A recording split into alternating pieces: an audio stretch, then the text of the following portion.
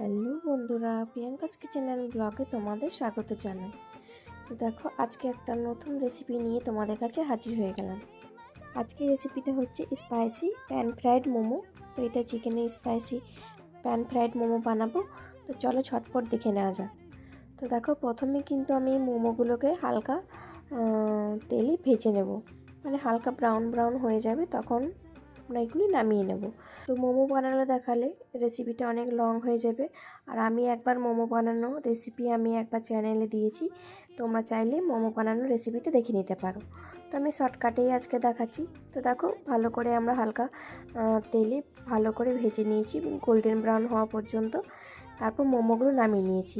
ওই তেলেই আমি রসুন কুচি, আদা কুচি, পেঁয়াজ কুচি আর ক্যাপসিকাম আর কাঁচা লঙ্কা কুচি দিয়ে দিয়েছি। তোমরা চাইলে এতে একটু চিনিও ইউজ করতে পারো, তো আমি আজকে চিনি দিইনি। তো এগুলো হালকা টস করার পরই এক এক করে সব কিছু রেগুলার সসগুলো দিয়ে দেবো।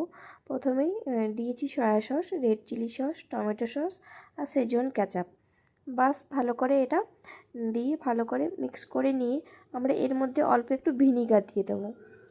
তো দেখো, ভিনিগার দেওয়ার পরেই আমরা মশলাটা খুব ভালো করে কষিয়ে এর মধ্যে ভেজে রাখা মোমোগুলো আমরা দিয়ে ভালো করে হালকা হাতে আমরা নাড়াচাড়া করে নেব। তো প্রথমে এটা হালকা হাতে নাড়াচাড়া করার পর ভালো করে যখন একটু ভাজা ভাজা হয়ে যাবে, তখন এর মধ্যে জল দিয়ে দেব।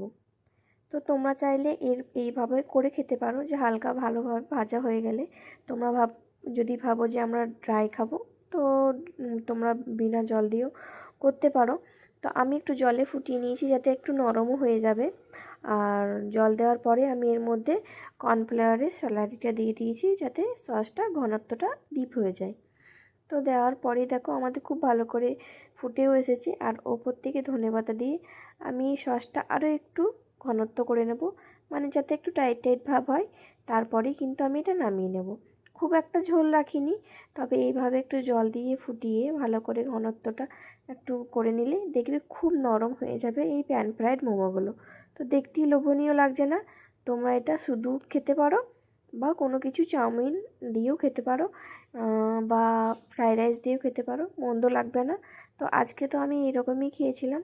কেমন লাগলো আমার এই রেসিপি অবশ্যই কমেন্ট করে জানিও। ভালো থাকবেন, সুস্থ থাকবেন।